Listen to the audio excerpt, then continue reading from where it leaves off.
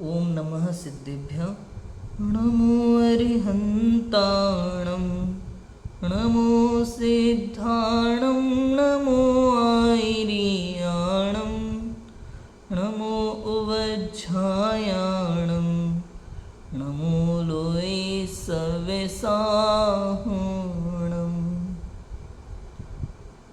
मंगलमय मंगलकरण वीतराग विज्ञान नमो ताहि जाते भय अरहंतादि महान।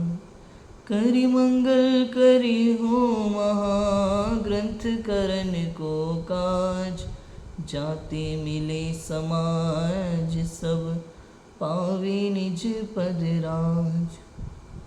इस भवतरु का मूलिक जानहु मिथ्या भाव ताको कर निर्मूल अब करी मोक्ष पाओ।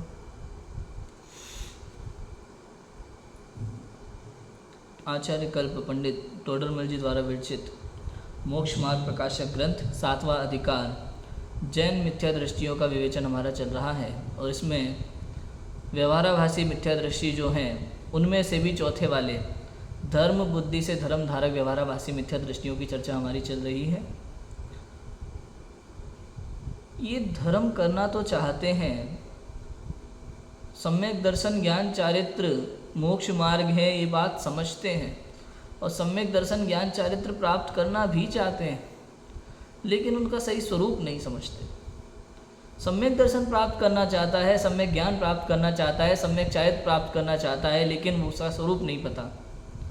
वास्तव में किसी और को ही सम्यक दर्शन समझ लेता है, कुछ और को ही सम्यक ज्ञान समझ लेता है और कुछ और को ही सम्यक चारित्र समझ लेता है। ये सम्यक जो शब्द है ना, सम्यक शब्द, ये अज्ञान के निराकरण के लिए है।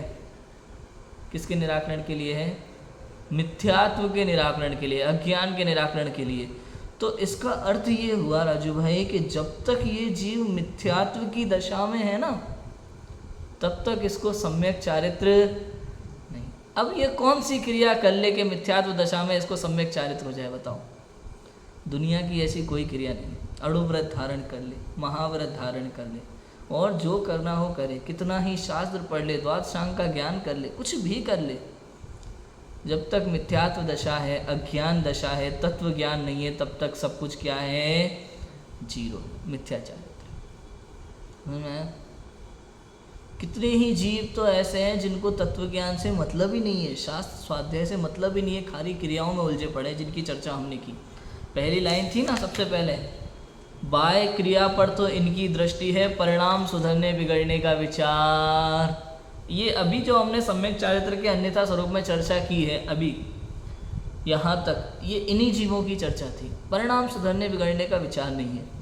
हमने कल देखा था प्रतिज्ञा की बात, तत्व ज्ञान पहले, प्रतिज्ञा बाद में। लेकिन ये तत्व ज्ञान करना ही नहीं चाहता, शास्त्र तो पढ़ता ही नहीं है। आज क्या है? ज्येष्ठ शुक्ल पंचमी, शुद्ध पंचमी का महापर्व। शुद्ध पंचमी पर्व क्या है? कि वर्तमान समय में प्रथम बार जो शास्त्र लिपिबद्ध हुए, इससे पहले तो मनुष्यों की स्मृति काफ़ी अच्छी होती थी, सुनने से ही याद हो जाता था, सुनने से ही, इसलिए उसे मौखिक शुद्ध परंपरा कहते थे। किसी ने सुनाया, हमें याद हो गया, सुनने से याद हो जाता था।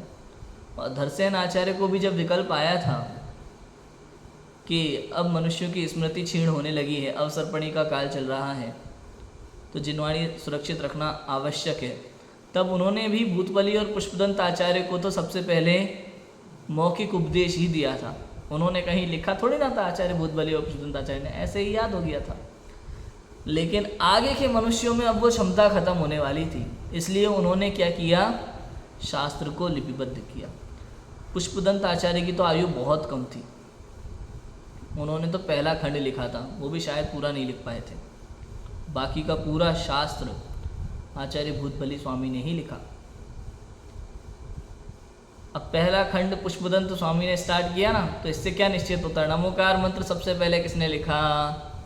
पुष्पदंत आचार्य। देखो। अच्छा, नमोकार मंत्र अगर पुष्पदंत आचार्य ने पहली बार लिखा तो नमोकार मंत्र को अनादि निधन मंत्र क्यों कहते हैं? समस्या है।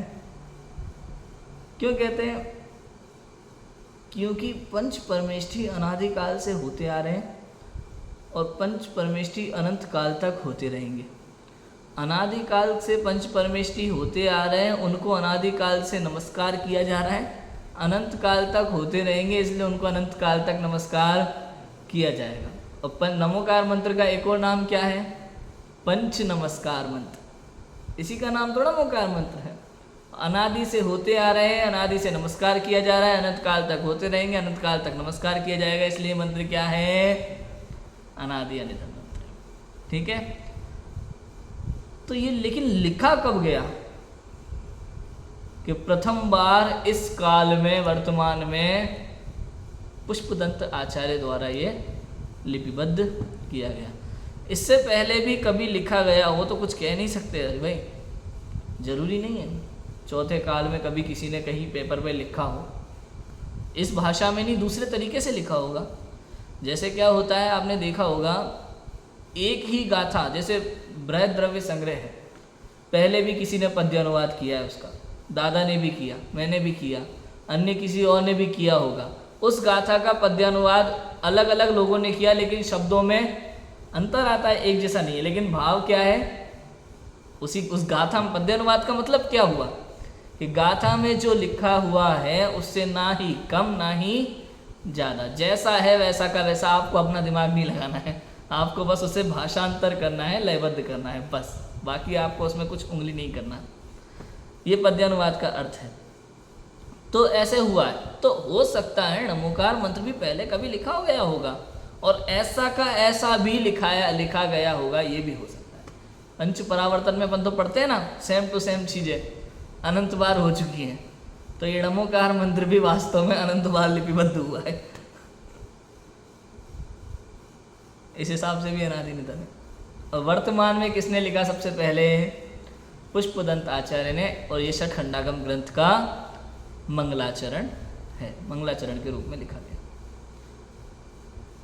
अब देखो, शुद्ध पंचमी पर्व की चर्चा है, थोड़ी सी हम चर्चा करते हैं। आज शुद्ध पंचमी पर्व है और हम चर्चा कर रहे हैं ऐसे जीवों की जो तत्व ज्ञान के बिना केवल क्रियाएं करते हैं। किसके बिना क्रियाएं करते हैं? केवल तत्व ज्ञान के बिना केवल क्रियाएं करते हैं। शास्त्राभ्यास बहुत जरूरी है। पता है, लोगों को समझ में ही नहीं आता है। अभी वर्तमान में बहुत से लोग ऐसा मानते हैं, राजू भाई, मैंने बताया था ना परसों भी, बहुत से लोग वर्तमान में ऐसा मानते हैं कि ये जो शास्त्र जितने भी लिखे गए हैं ना, इन शास्त्रों में जो बातें लिखी होती है वो चौथे काल की बातें। कई बार आप किसी से कहोगे भाई ये आचरण, ये इस भूमिका में ये आचरण नहीं होता है। ब्रह्मचारी तो वो है जिसके 9 वार का पालन होता है, जो फ़ोन पे बात नहीं करे, अखबार नहीं पढ़े, टीवी नहीं देखे, तो नहीं ये तो चौथे काल की बात है। नहीं भाई साहब, आप पढ़ के तो देखो। पंचम काल के आचार्यों ने जंगल में बैठ करके ये शास्त्र हमारे लिए लिखे, पड़ोसी के लिए नहीं लिखे कि चौथे काल के जीव के लिए लिखे हों। अब आप किसी से कहो नहीं, मुनि जीवन ऐसा नहीं होता। दिगंबर मुनिराज के लिए कहा कि भाई तिल तुष मात्र परिग्रह भी निगोद जाने का कारण है। चाहे वो पेन हो, पेंसिल हो, चश्मा हो, या और कोई टॉबिल हो, पलासना हो, चौकी हो, टेबल हो, सिंहासन हो, कोई भी चीज मुनिराज के लिए क्या है? परिग्रह। कहानी सुन पढ़ो चाहो तो प्रथमन योग में। वो मुनिराज थे ना, जिनके साथ में एक और मुनि थे, और वो दोस्त थे पूर्व के बचपन के मुनिराज के, शायद वारिशेण मुनि है, ऐसा कुछ नाम है, मुझे नाम पक्का ध्यान नहीं है, शायद वारिशेण मुनि नाम है। तो आहार के लिए गए थे और उनका दोस्त उन्हें छोड़ने के लिए जंगल में आ रहा था। नई शादी हुई थी, नई शादी, और उसे लगा महाराज वापस भेजेंगे, उन्होंने भेजा नहीं, अपने गुरु से कह दिया इनको दीक्षा दे दो, और मुनि भी बन गए। लेकिन बार बार पत्नी की याद सताती थी। जब उनको ये समझ में आया कि इसे बार बार अपनी नई नवेली पत्नी की याद सताती है, तो अपने घर गए, जो कि राजमहल थे, खुद राजा थे स्वयं, पूर्व के गृहस्थ अवस्था के।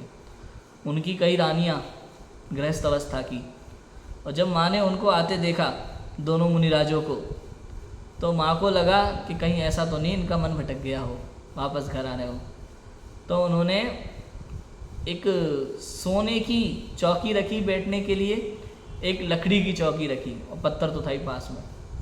पता है, जो साथ वाले मुनिराज थे ना, वो तो सोने की चौकी पे बैठ गए, और ये वाले मुनिराज पत्थर पे। आप समझो। तो इससे पता चल गया नहीं, इनका मन नहीं भटका, और दूसरे का समझ में आ गया, सोने की चौकी। तो जहाँ आपके सामने आपको स्वर्ण की, हीरे की, मोती का वैभव दिखाई देता है, इसकी कीमत दिखाई देती है, तो मतलब आपके अंदर में वैराग्य आया ही नहीं, पर द्रव्य के प्रति भाव है। इसका मतलब क्रिया यहाँ तो क्रिया भी नकली हो जाती है रज भाई। अब यही बात समझ में, क्रिया भी नकली है, असली नहीं है। ज्ञान के साथ क्रिया हो वो तो असली क्रिया, और असली क्रिया की नकल वो नकली क्रिया। और ये जो आपने देखा कि स्वर्ण पे बैठ जाना, ये नकली क्रिया भी नहीं। आया बात समझ में? ऐसा है। तो मैं ये कहना चाहता हूँ बार बार, तत्व ज्ञान बहुत जरूरी है, उसके बिना बाह्य क्रिया व्यर्थ है, और उसके लिए शास्त्राभ्यास जरूरी है। आचार्यों ने वहाँ जंगल में बैठ करके ये शास्त्र लिपिबद्ध किए हैं, तो किसके लिए किए हैं? किसके लिए किए? हमारे लिए किए। पंचम काल के श्रावकों के लिए लिखा, पंचम काल के मुनिराजों के लिए लिखा। समंतभद्र आचार्य कब हुए थे? पंचम काल में हुए थे। उन्होंने लिखा, विषयाशावशाती तो निरारंभो परिग्रह ज्ञान ध्यान तपो रक्त तपस्वी स प्रशस्यते। किसके लिए लिखा? चौथे काल के मुनिराज के लिए कि पंचम काल के मुनिराज के लिए? कि जिनके विषयों की इच्छा नहीं है, विषय आशा से रहित है, परिग्रह से पूर्णतः रहित है, तृष्णा रहित है, ज्ञान ध्यान तप में लीन रहते हैं, वे सच्चे मुनिराज कहलाते हैं। ये सदा काल परिभाषा है। यहाँ देखो, मुनिचर्या हो या श्रावकचर्या हो, उसमें काल का कोई भेद नहीं होता कि भाई चौथे काल में ऐसे होंगे, पंचम काल में ऐसे होंगे, सवाल ही नहीं है। हाँ, इतना जरूर है कि पंचम काल में कम हो सकते हैं। पंचम काल के बहुत से जीवों को मुनिव्रत धारण करने का इतना उत्कृष्ट भाव नहीं आता है, ऐसा हो सकता है। तो जितना आपसे पहले उतना करो। जैन धर्म में कोई जबरदस्ती का त्याग व्रत संयम तो है नहीं कि नहीं आपको महाव्रती पालने पड़ेंगे, नहीं। आपकी जितनी योग्यता है उतना करो। यदि आप में महाव्रत पालने की शक्ति है तो महाव्रत धारण करो, अणुव्रत धारण करने की शक्ति है तो उतना करो, छोटे मोटे नियम लेने की शक्ति है तो उतना करो, और शास्त्र स्वाध्याय करो और आराम से रहो शांतिपूर्वक। किंतु नहीं, पद तो पूरा बढ़ा लेंगे, धारण तो महाव्रत करेंगे, बाद में कहेंगे नहीं पंचम काल है तो पंचम काल में जितना बन रहा है उतना बहुत है, तो ये नहीं चलेगा। ये जिनवाणी का अवर्णवाद है, ये देवशास्त्र गुरु का अवर्णवाद है, सीधा सीधा। ये भाव आपको नीच गति में ले जाने वाला भाव है। क्लियर है? तो इसलिए शास्त्राभ्यास बहुत जरूरी है। आचार्यों ने जंगल में बहुत मेहनत की है। शुद्ध पंचमी जिस दिन षटखंडागम नामक पहला ग्रंथ हमारा पूर्ण हुआ था, कर्णनियोग का ग्रंथ है, सिद्धांत ग्रंथ है, सर्वमान्य ग्रंथ है। इसमें पूरी व्याख्या है किस किस कर्म परिणाम से जीव के कैसे कैसे कर्मों का बंध है, कौन कौन से परिणाम से कैसी कैसी गतियों में ये जीव जाता है, लोक का स्वरूप आदि बहुत कुछ मिलेगा आपको षटखंडागम ग्रंथ। यहाँ से आगम परंपरा शुरू होती है। ये आगम परंपरा मतलब तीर्थंकर भगवान की जो परंपरा है, भगवान महावीर की वाणी से जो वाणी आई है, गौतम स्वामी, सुधर्माचार्य, जम्बू स्वामी, पंचशुद्ध केवली, शुद्ध केवलियों के बाद कुछ कुछ अंगों के ज्ञाता जो आचार्य हुए हैं, उसके बाद में धरसेन आचार्य। धरसेन आचार्य ने जो उपदेश दिया भूतबली आचार्य और पुष्पदंत आचार्य को, जो षटखंडागम लिखा गया, ये आगम ग्रंथ। इसमें आप अपनी मर्जी से कुछ नहीं लिख सकते, आप अपने अनुभव से कुछ नहीं लिख सकते। ऐसा जैसा आया है वैसा का वैसा आपको लिखना है।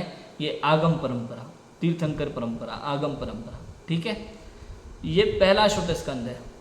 एक और द्वितीय श्रुत स्कंद है जो कुंद कुंद आचार्य ने लिखे, समय सार, प्रवचन सार, नियम सार, पंचास्तिका, अष्टपाहुर जैसे ग्रंथ, आध्यात्मिक ग्रंथ। षट खंडागम में कर्म की ओर से चर्चा है और समय सार आदि में आत्म द्रव्य की ओर से चर्चा है, आत्म तत्व की ओर से चर्चा है, अध्यात्म ग्रंथ। यहाँ से अध्यात्म परंपरा द्वितीय श्रुत स्कंद शुरू होता है। अब यहाँ पे ये होता है अध्यात्म में कि आचार्य कुंद 5वीं गाथा में ये कहते हैं कि मैं निज अनुभव से बात लिखूंगा। समझ में आया? एक शब्द से दूसरा शब्द लिखते हैं तो अंदर में बैठ के आ जाते हैं, अनुभव करके आ जाते हैं बाहर। निज अनुभव से लिख रहे हैं, वो भी आगम है। वो आगम इसलिए क्योंकि अपने अनुभव से लिखते हुए भी जो तीर्थंकर की वाणी से चली हुई बात है वही लिखेंगे। समझ में आई बात? उन्होंने उसी बात को अनुभव किया और उसी बात को लिखा, प्रमाण करके लिखा। दो अंतर देखना, अंतर समझना। प्रथम श्रुत स्कंद जो है कर्णन योग, वो भी आगम है। द्वितीय श्रुत स्कंद समय सारादि अध्यात्म ग्रंथ, वो भी आगम है। अंतर पता है क्या है? प्रथम श्रुत स्कंद आप प्रमाण करके नहीं लिख सकते और द्वितीय श्रुत स्कंद आप प्रमाण करके लिखा। आचार्य नहीं आई बात समझ में?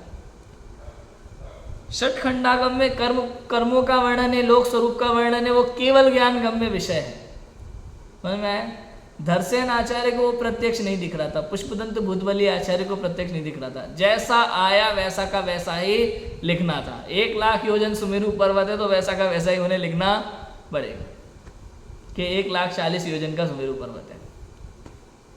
समझ में आया? जैसा आया वैसा का वैसा। अब आप इसमें प्रमाण नहीं कर सकते, क्यों? क्योंकि वो तो केवल ज्ञान गम्य विषय है। लेकिन अध्यात्म शास्त्रों में जैसा आत्म तत्व का स्वरूप बताया है, आचार्य कुंद कहते हैं मैंने प्रमाण किया है, तुम भी प्रमाण करना। तो ये प्रमाण किया जा सकता है। अंतर समझ में आ गया? आगम में और अध्यात्म में ये अंतर है। बाकी है दोनों ही आगम, बस ये है कि एक तो तीर्थंकर की वाणी के अनुसार वैसा का वैसा लिखना है, उसमें आप प्रमाणित नहीं कर सकते अपने ज्ञान से। लेकिन दूसरा जो अध्यात्म ग्रंथ है तीर्थंकर वाणी के अनुसार उसको प्रमाण करके वैसा का वैसा आपको लिखना है। समझ में आ गया? मतलब एक तो होता है, जैसे समझ लो कोई चीज़ है किसी ने दिया, आपने बिना चखे ऐसे कि ऐसा आगे बढ़ा दिया कि ये बहुत अच्छी चीज़ है, और एक ये स्वयं चख करके नहीं बहुत अच्छा है, उन्होंने भी कहा था बहुत अच्छा है, बहुत मीठा है, उतना उतना वैसा का वैसा, चख के आपने वैसा का वैसा बोला, हाँ नहीं उन्होंने सही कहा था वैसा का वैसा है। तो ये तो है अध्यात्म। और दूसरा वाला बस आपने चखा नहीं है और ऐसा का ऐसा आगे बढ़ा दिया। क्लियर हुई बात? अध्यात्म और आगम परंपरा। अब शुद्ध पंचमी पर्व सार्थक तो तब है जब क्रिया करने से पहले आप ज्ञान करो। ज्ञान के बिना क्रिया का कोई अर्थ नहीं है। और क्रिया करते रहो और ज्ञान, अब समझना दो चीज, ज्ञान के बिना क्रिया का कोई अर्थ नहीं है, और ज्ञान होने के बाद क्रिया नहीं करना तो उसका भी कोई अर्थ नहीं। मैं ऐसा है।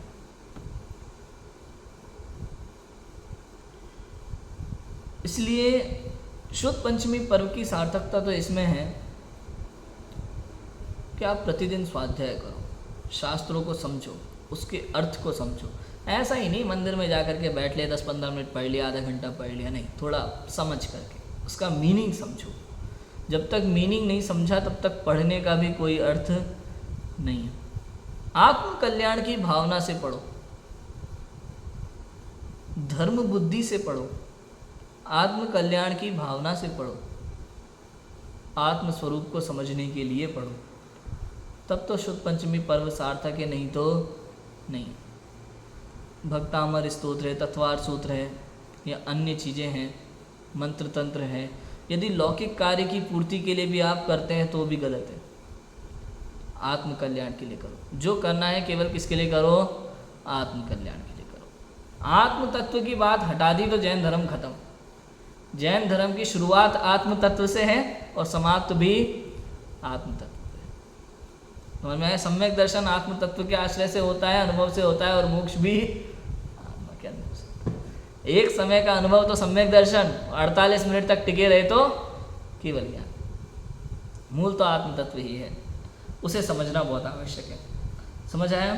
और हमने कितनी चर्चा की, हमने किन जीवों की चर्चा की अभी ये सम्यक चारित्र के अन्यथा स्वरूप में, कि ये जीव ना बाह्य क्रिया तो करता है लेकिन परिणामों की खबर इसे नहीं है। उसमें हमने कई तरह की बातें की, जैसे प्रतिज्ञा लेना, प्रतिज्ञा के विषय में बातें की। तत्व ज्ञान के बिना प्रतिज्ञा ले लेता है, बाद में निभती नहीं है और कषाय करता है। फिर हमने कहा कि सर्व प्रकार से धर्म को नहीं जानता, एक धर्म को मुख्य करता है, एक को गौण करता है, और एक धर्म को मुख्य करके अन्य सभी धर्म को गौण करके मात्र अधर्म करता है और कुछ नहीं करता। अपनी वासना की पूर्ति करता है, अपनी अभिलाषाओं की पूर्ति करता है, इच्छाओं की पूर्ति करता है धर्म के आश्रय से। अब उनका कार्य कैसा होता है पता है? उनका कार्य ऐसा हुआ जैसे अविवेकी व्यापारी को किसी व्यापार में नफ़े के अर्थ अन्य प्रकार से बहुत टोटा पड़ता है। टोटा माने नुकसान होता है। चाहिए तो ऐसा कि जैसे व्यापारी का प्रयोजन नफ़ा है, सर्व विचार कर जैसे नफ़ा बहुत हो वैसा करे। उसी प्रकार ज्ञानी का प्रयोजन वीतराग भाव है, सर्व विचार कर जैसे वीतराग भाव बहुत हो वैसा करे, क्योंकि मूल धर्म वीतराग भाव है। क्या उदाहरण दिया? उनका कार्य कैसा है? किनका कार्य? कि जो एक धर्म को मुख्य करके अन्य धर्म को गौण कर देते हैं, हटा देते हैं पूरा। उनका कार्य कैसा है कि जैसे कोई अविवेकी व्यापारी है, कोई ना समझ व्यापारी है, दुकान पे बैठा हुआ है, पता कुछ नहीं है, ऐसा जीव नफ़े के अर्थ अन्य प्रकार से बहुत टोटा करता है, नुकसान करता है। थोड़े से फ़ायदे के लिए बहुत सारा नुकसान कर बैठे। मतलब समझ में आया? जैसे राजू भाई क्या होता है, कई बार साड़ी की दुकान है, बड़ा ग्राहक है, बड़ा ग्राहक होता है ना, शादी वादी के लिए जो माल लेने आता है, पूरा 10-15 हज़ार की पूरी पोटली भर के लेके जाता है, बांटने की साड़ियाँ लेके जाता है सस्ती वाली, फिर अपने रिश्तेदारों के लिए थोड़ी महंगी वाली, दुल्हन के लिए 5,000 की साड़ी। तो ऐसा जो आता है ग्राहक खरीदने के लिए, उसको कोई समझदार व्यक्ति थोड़े से नफ़े के लिए पूरी दुकानदारी छोड़ दे तो उसको क्या कहेंगे? पागल कहेंगे कि नहीं कहेंगे? जैसे मान लो छोटी साड़ियाँ जो बांटने की खरीद रहा था, क्या होता है कभी कभी बांटने की साड़ियाँ खरीदते हैं लोग 100 रुपये की, 50 रुपये वाली, 100 रुपये वाली। अभी तो 50 वाली की बात नहीं है, लेकिन आज से 15 साल पहले या 12-13 साल पहले 50-50, 60-60 रुपये में साड़ियाँ बिकती थी। हमें पता है, हमने बेची हैं। तो 50-50, 60-60 रुपये ऐसे डेढ़ पड़ा रहता था साड़ियों का, और बाद में उन्हीं को घड़ी करके पोटला बना के साइड में पटक देते थे, सुबह उठ के फिर खोल देते थे, आओ छाट बीन के लेके जाओ 60-60 रुपये में साड़ियाँ। तो कुछ लोग ऐसे होते हैं जिनको उस तरह की साड़ी चाहिए होती है, 100 रुपये की, 120 रुपये की, बांटने के लिए। अब वो बहुत फिक्स रेट वाली चीज़ें होती है, सस्ती चीज़ें होती है ना वैसी, उसमें कम ज़्यादा नहीं हो पाता है। अब उसको लेना है बहुत सारा माल, अब आप इसमें कम ज़्यादा के चक्कर में उसको भगा ही देते हो कि नहीं फिक्स रेट है हमारे यहाँ, तो 60 मतलब 60, हम 50 में नहीं देंगे, तो वो चला जाता है बाहर। अब इस व्यापारी को मतलब ये नहीं पता था कि वो पूरी शादी का कपड़ा आपके यहाँ से खरीदने वाला है। यदि आप 60 रुपये की 50 में दे देते हो ना, तो उतना नुकसान नहीं है, आप किसी भी बड़ी साड़ी में उससे 1000-500 रुपये आराम से निकाल सकते हैं। समझ में आई बात? तो वो व्यापारी की एक समझ होती है, वो उतना कर देता है। कोई एक अकेला लेने आए तो उसको, अब उसके लिए भी समझना कि उसको 1-2 साड़ी ही खरीदनी है, तो उसके लिए आप कम नहीं कर सकते। और जिसको बहुत सारा सामान खरीदना है तो इधर से कम करके इधर से ले लेना, वो समझदार व्यापारी होता है। इसलिए लिखा देखो, ये कार्य उनका कैसा हुआ, जो एक को मुख्य करके अन्य को गौण कर देते हैं। वो अविवेकी व्यापारी को किसी व्यापार में नफ़े के अर्थ अन्य प्रकार से बहुत टोटा पड़ता है। दूसरे तरीकों, दूसरे दृष्टि से देखा जाए तो नुकसान हो गया है हमें, तो ये अविवेकी व्यापारी की समझ, वो पहचान है। उसे लग रहा है कि मैंने बहुत अच्छा काम किया, क्यों 60 रुपये की थी, अगर मैं 50 में बेच देता तो मेरा क्या था, नुकसान हो जाता। लेकिन दूसरी दृष्टि से देखो, अगर वो 50 में देता तो उसका बहुत ज़्यादा फायदा भी होने वाला था, क्योंकि दूसरे माल में निकल आता सब कुछ, तो होता है। चाहिए तो ऐसा कि व्यापारी का प्रयोजन नफा है, सर्व विचार कर जैसे नफा हो वैसा कार्य कर। नफा माने फायदा, लाभ, प्रॉफिट। पूरी तरह से विचार करके सोच समझ के क्या क्या खरीदना है पहले ये बताओ, अच्छा उसके बाद में ठीक है लगा देंगे, और पूरे दूसरे माल उसके बाद में। नहीं तो पहले कई बार बहुत समझदार होते हैं, कहते इसकी बात बाद में करते, पहले और क्या क्या चाहिए वो बताओ। उधर से पहले निकल गया हो ना, ठीक है अब ले लो, अब कोई बात नहीं। तो इस तरह से वो सर्व विचार करके अपना लाभ करते हैं। उसी प्रकार ज्ञानी का प्रयोजन वीतराग भाव है। सर्व विचार कर जैसे वीतराग भाव बहुत हो वैसा करे, क्योंकि मूल धर्म तो वीतराग भाव। ज्ञानी जीव क्या है, जो भी क्रिया करता है, जो भी कुछ करता है, उसके अंतरंग में वहां प्रयोजन एकमात्र वीतराग भाव होता है। जो भी क्रिया ज्ञानी जीव करता है अजू भाई, किसी भी लौकिक भावना से ज्ञानी जीव की कोई क्रिया होती नहीं है, होती नहीं है। जो भी क्रिया उसके जीवन में होती है उसके पीछे प्रयोजन एकमात्र वीतराग भाव। अभिषेक करता है तो, पूजन करता है तो, स्वाध्याय करता है तो, व्रत उपवास नियम संयम करता है तो, प्रयोजन वीतराग भाव। मतलब उसके कषाय भाव नहीं है अंदर में थोड़ा सा भी, क्रोध के अर्थ, लोभ के अर्थ, माया के अर्थ, मान के अर्थ नहीं करेगा। समझ में आया? ज्ञानी जीव मान के अर्थ से व्रत उपवास नियम संयम नहीं करना। मंदिर भी जाएगा तो मान के लिए नहीं, वीतराग भाव के प्रयोजन से। उसके जीवन में जो भी कार्य होंगे तो किसके लिए होंगे? वीतराग भाव की प्राप्ति के लिए। इसलिए लिखा ज्ञानी के भोग भी निर्जरा के कारण होते हैं। कारण क्यों क्यों क्यों? क्योंकि अंदर में प्रयोजन, एक व्यक्ति ऐसा जो भोजन कर रहा है स्वाद के लिए, एक इसलिए कर रहा है कि फटाफट से काम निपटे और मैं स्वाध्याय कर, मतलब अंदर में भाव क्या चल रहा है, परिणाम क्या चल रहे हैं, क्योंकि फल तो परिणामों का लगता है। भोजन करते करते भी अंदर में शुद्धोपयोग की लगन जिनकी होती है वो ज्ञानी जीव है। समझ में आई बात? तो ऐसा है, कोई भी कार्य करते करते जिनके अंदर में शुद्धोपयोग की लगन होती है वो ज्ञानी जीव है। इसी प्रकार अविवेकी जीव अन्यथा धर्म अंगीकार करते हैं, उनके तो सम्यक चारित्र का आभास भी नहीं होता। क्या कह रहे हैं कि इसी प्रकार अविवेकी जीव व्यापारी की तरह, जैसे व्यापारी अविवेकी था ना, उसी प्रकार अविवेकी जीव अन्यथा धर्म अंगीकार करते हैं, कुछ और ही धर्म समझकर अंगीकार कर लेते हैं। उनके तो सम्यक चारित्र का आभास भी नहीं होता। आभास मतलब समझे? आभास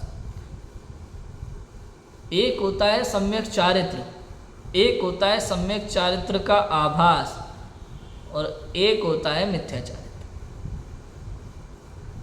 सम्यक चारित्र का आभास और मिथ्या चारित्र तीनों को समझ लें। सम्यक चारित्र वो है जो आत्मानुभव पूर्वक जितनी जितनी कषाय का अभाव अंदर में हुआ है उतना उतना बाय में नियम संयम बाय की क्रियाएं दिखाई देती है। इसका नाम तो क्या है? सम्यक चारित्र। अंदर की निर्विकल्प अवस्था वो निश्चय सम्यक चारित्र, बाहर की क्रियाएं सब व्यवहार सम्यक चारित्र। ये तो हुआ सम्यक चारित्र, ठीक है। दूसरा वह जीव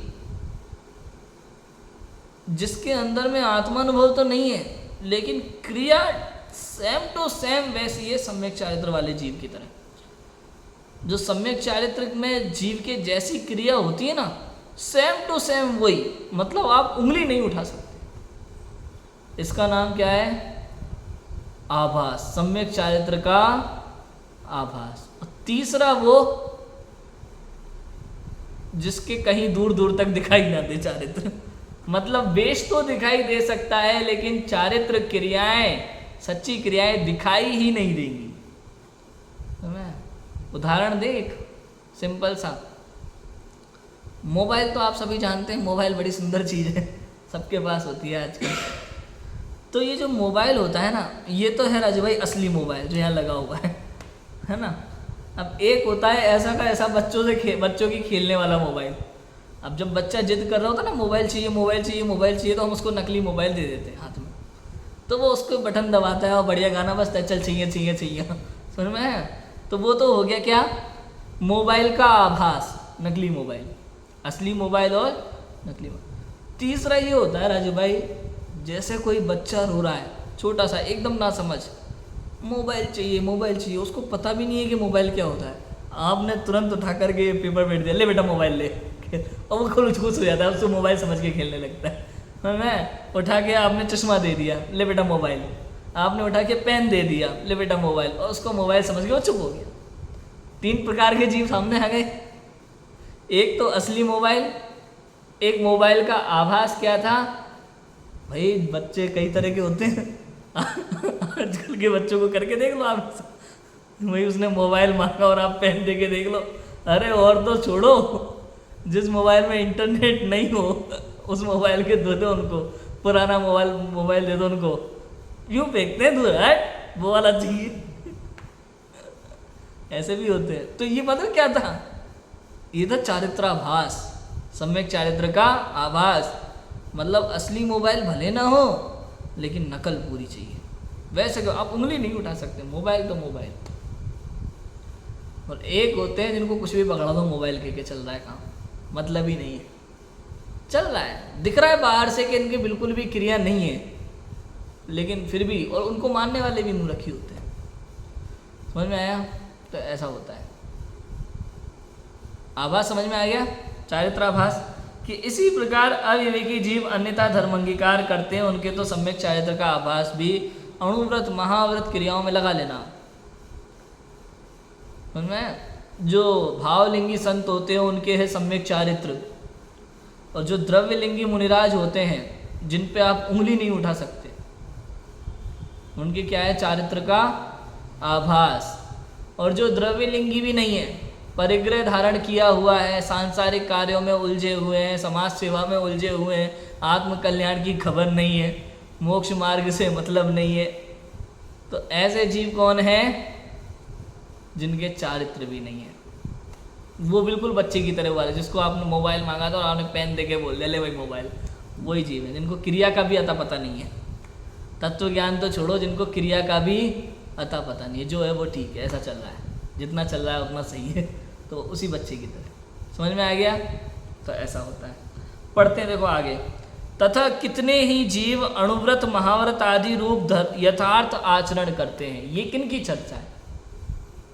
कितने ही जीव अणुव्रत महाव्रत आदि रूप यथार्थ आचरण, यथार्थ सच्चा, वैसा का वैसा, वैसा का वैसा, नकल, यथार्थ आचरण, क्रिया सच्ची होगी, असली जैसी लगेगी एकदम। कौन की चर्चा है? द्रव्यलिंगी। ठीक है। और आचरण के अनुसार ही परिणाम है, कोई माया लोभादिक का अभिप्राय नहीं है। उन्हें धर्म जानकर मोक्ष के अर्थ उनका साधन करते हैं, किन्हीं स्वर्गादि के भोगों की भी इच्छा नहीं रखते, परंतु तत्वज्ञान पहले नहीं हुआ, इसलिए आप तो जानते हैं कि मैं मोक्ष का साधन कर रहा हूँ, परंतु जो मोक्ष का साधन है उसे जानते भी नहीं, केवल स्वर्गादिक का ही साधन करते हैं। कोई मिश्री को अमृत जानकर भक्षण करे तो उससे अमृत का गुण तो नहीं होता, अपनी प्रतीति के अनुसार फल नहीं होता, फल तो जैसे साधन करे वैसा ही लगता है। कितनी बढ़िया बात है कि आप देखो रजू भाई, कितने ही जीव, यहाँ से प्रकरण चेंज हो गया रजू भाई। पहले जितनी भी बात चल रही थी ना, कितने ही जीव, वो बिल्कुल उनकी बात चल रही थी। किनकी बात? जो मोबाइल को पेन समझ के भी खेल रहे हैं, समझ में आया? बिल्कुल अज्ञानी, अविवेकी, ना समझ, जिनको क्रियाओं का भी अता पता नहीं है और खाली क्रियाओं से धर्म मानते हैं और क्रिया भी झूठी करते हैं, सच्ची नहीं करते। पहले उनकी पूरी बात चली कि कितने ही जीव ऐसे होते हैं। अब दूसरा प्रकरण शुरू हो रहा है। कितने ही जीव अणुव्रत महाव्रत आदि रूप यथार्थ आचरण करते हैं, चारित्राभास, और आचरण के अनुसार ही परिणाम है। देखो आप, जैसा आचरण है परिणाम भी वैसे ही सच्चे हैं राजभाई। अंदर में भाव, धर्म बुद्धि से धर्मधारक व्यवहाराभासी मिथ्या दृष्टि जीव है ना, धर्म बुद्धि से आचरण करते हैं, धर्म मानकर करते हैं, मोक्ष मार्ग मानकर करते हैं, यही मोक्ष मार्ग है। और देखो और क्या लिखा, कोई माया लोभादिक का अभिप्राय नहीं है, मान कषाय का अभिप्राय नहीं है, बड़ा बनने का अंदर में भाव नहीं है, छल कपट नहीं करना, लालच नहीं है, स्वर्ग आदि की भी इच्छा नहीं है। हाँ तो मैं राजू भाई, इन जीवों के द्रव्यलिंगी मुनिराज, स्वर्ग जाने की भी इच्छा नहीं है, लौकिक कार्य की इच्छा नहीं है, समाज सेवा का काम नहीं है, समझ में आया? सांसारिक क्रियाओं में उलझे नहीं है। जैसी भावलिंगी दिगंबर मुनिराज की चर्या है, सेम टू सेम वैसी चर्या होगी, उसमें 1% का भी मिलावट का कोई प्रश्न नहीं है। वो द्रव्यलिंगी मुनिराज होते हैं, क्रियाओं में मिलावट का कोई काम नहीं होता उनके, और परिणाम भी वास्तव में वैसे ही है। कि वो भावना भी वही है, परिणाम भी वही है। अब देखो आगे, स्वर्ग आदि के भोगों की भी इच्छा नहीं रखते, परंतु तत्व ज्ञान पहले नहीं हुआ, इसलिए आप तो जानते हैं कि मैं मोक्ष का साधन कर रहा हूं, परंतु जो मोक्ष का साधन है उसे जानते भी नहीं। प्रश्न आया होगा ना मन में अजय भाई कि भैया यथार्थ आचरण कर रहे हैं, सब कुछ सही है, परिणाम भी वैसे ही है, तो भावलिंगी और द्रव्यलिंगी में फिर अंतर कहाँ रह गया? कि अंतर इतना रह गया कि ये जो भी कर रहे थे, मान तो रहे थे मोक्ष का साधन कर रहा हूँ, स्वर्गादिक की भले इच्छा नहीं थी, स्वर्गादिक नहीं जाना चाह रहे, लेकिन फिर भी जो साधन वो कर रहे हैं ना, वो मोक्ष का साधन नहीं था, वो स्वर्गादिक का ही साधन था। अंदर में ऐसा मान के बैठे थे मोक्ष का साधन कर रहा हूँ, लेकिन कर क्या रहे थे? स्वर्ग का ही साधन कर रहे थे। जैसे कोई व्यक्ति चाय बनाने वाला हो और सोच रहा है मैं चाय बना रहा हूँ और जब गलती से कॉफ़ी डाल दी उसने चाय के लिए, तो बनेगी क्या? कॉफ़ी बनेगी, चाय नहीं बनेगी। समझ में आया? यही गलती हो रही है। मोक्ष जाना चाहते हैं, मोक्ष के मार्ग में लगे हैं, सारी चीज़ें एकदम वैसी की वैसी, सब कुछ सही, लेकिन स्वर्ग और मोक्ष के साधन में अंतर क्या है, उस जाति का, उस दृष्टि का तत्व ज्ञान अभी तक उनके हुआ ही नहीं है। तो जिस क्रिया को वो मोक्ष का साधन मान रहे थे, वो क्रिया तो थी स्वर्ग का साधन, और मोक्ष का साधन जो आत्म तत्व का अनुभव है उसकी उन्हें खबर ही नहीं थी। भूल इतनी है, ये भूलें इन जीवों में। भूल समझ में आ गई? एक के तो क्रियाओं का ही अता पता नहीं था, और कितने ही जीव क्रियाएं सच्ची पल रही हैं, लेकिन अंदर में मोक्ष के साधन की सच्ची खबर नहीं है। अब देखो, स्वर्ग आदि का साधन, जैसे कोई मिश्री को अमृत जानकर भक्षण करे तो उससे अमृत का गुण तो नहीं होता, अपनी प्रतीति के अनुसार फल नहीं होता, फल तो जैसे साधन करे वैसा ही।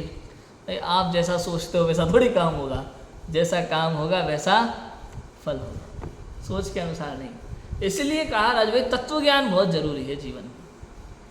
तत्व ज्ञान जीवन में बिना जाने कुछ नहीं करना चाहिए, बिना जाने नहीं। बिन जाने ते दोष गुणन को कैसे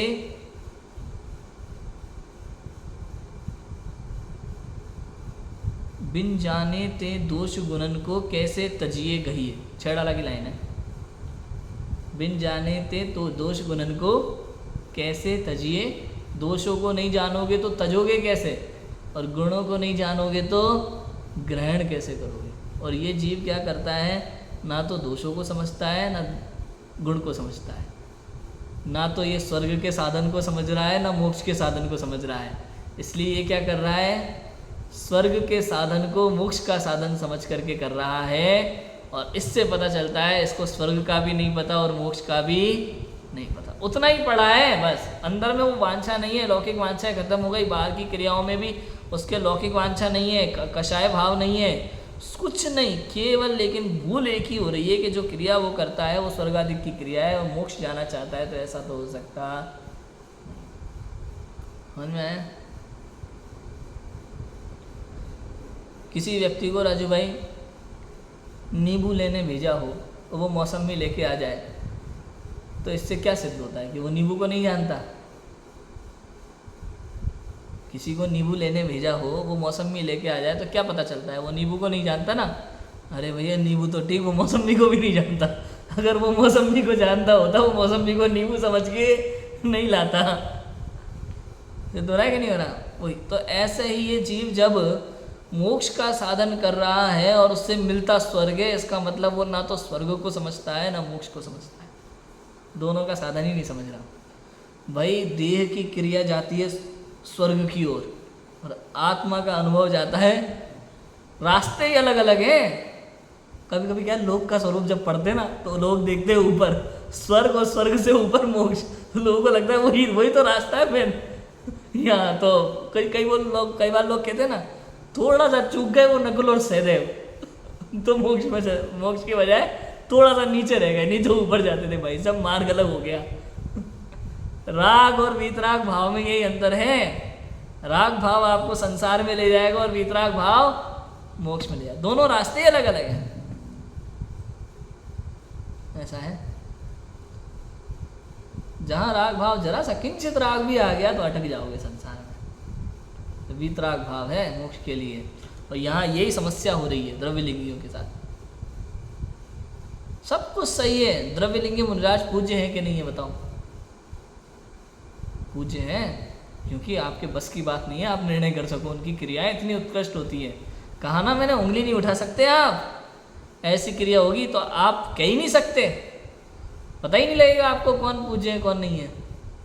तो द्रव्यलिंगी मुनिराज 100% पूज्य हैं, पूज्य बिल्कुल एकदम अष्टद्रव्य से पूज्य हैं।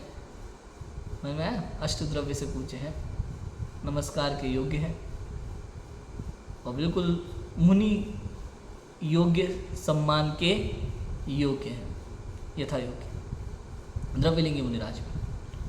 किंतु महिमा तो आत्मानुभव की ही है, क्रियाओं की महिमा नहीं है, इतना समझना हमें चाहिए। अब आगे बहुत सारी चीज़ें इसमें लिखी, देखो लिखा शास्त्र में ऐसा कहा है कि चारित्र में सम्यक पद है, वो अज्ञान पूर्वक आचरण की निवृत्ति के अर्थ है। कहा था ना सम्यक पद, इसलिए प्रथम तत्वज्ञान हो पश्चात चारित्र हो, सो सम्यक चारित्र नाम पाता है। जैसे किसान बीज तो बोए नहीं और अन्य साधन करे तो अन्न प्राप्ति कैसे हो, घास फूसी होगा, उसी प्रकार अज्ञानी तत्व ज्ञान तो अभ्यास करे नहीं और अन्य साधन करे तो मोक्ष प्राप्त कैसे हो, देवादिकी। तत्व ज्ञान नहीं है ना, सच्ची खबर नहीं है, सच्चा रास्ता पता नहीं है, तो दूसरी दिशा में पहुंचेगा, सही जगह पे पहुंचेगा नहीं। हो यार राजू भाई, ये बिल्कुल उसी जीव की तरह है राजू भाई, जैसे यहाँ से बैठे अपन मुंबई की ट्रेन में और मान के बैठे दिल्ली जा रहा हूँ, दिल्ली जाना है ना अपने को, अब दिल्ली जाना है, बैठ तो गए कहाँ, कौन सी ट्रेन में, मुंबई की में। किसी ने बता दिया, किसी समझदार स्टेशन में बहुत सारे लोग घूमते हैं, अरे यार दिल्ली जाना था ट्रेन, अरे यही वाली तो है, बैठ जाओ और निकलने वाली थी, उसने सोचा अरे निकलने वाली, सही टाइम पे आ गया, वो बैठ गया अंदर और बहुत देर तक ये सोच रहा है दिल्ली की ट्रेन में मैं बैठ गया, अपने आराम से सो रहा है सीट पे।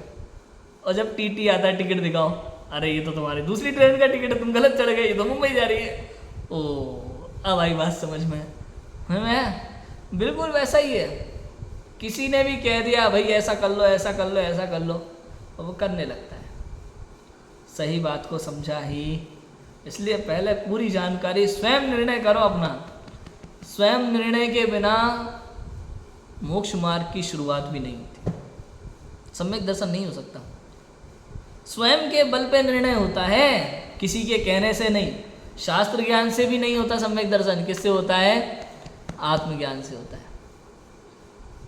आप सोचो, ठीक है कोई पूछ के आप जाओ गाड़ी में, कोई दिक्कत नहीं है, लेकिन फिर भी कंफर्म जरूर करना, नंबर देख लो गाड़ी का, टिकट से मिला लो, भले ही किसी ने भी कह दिया हो, हम किसी से पूछने के लिए मना नहीं कर रहे, लेकिन कंफर्म तुम्हें करना है। ऐसे ही शास्त्र पढ़ो, प्रवचन सुनो, सब कुछ करो, लेकिन निर्णय, अंतिम निर्णय तो पहले आपको करना है कि सही है कि नहीं, और निर्णय के बाद ही अनुभव होता है। हम सभी तत्व ज्ञान पूर्वक सम्यक निर्णय के साथ निज आत्मा का अनुभव करें, सम्यक दर्शन प्राप्त करें। इसी मंगल भावना से अभी की बात को विराम देते हैं। ओम नमः सिद्धाय।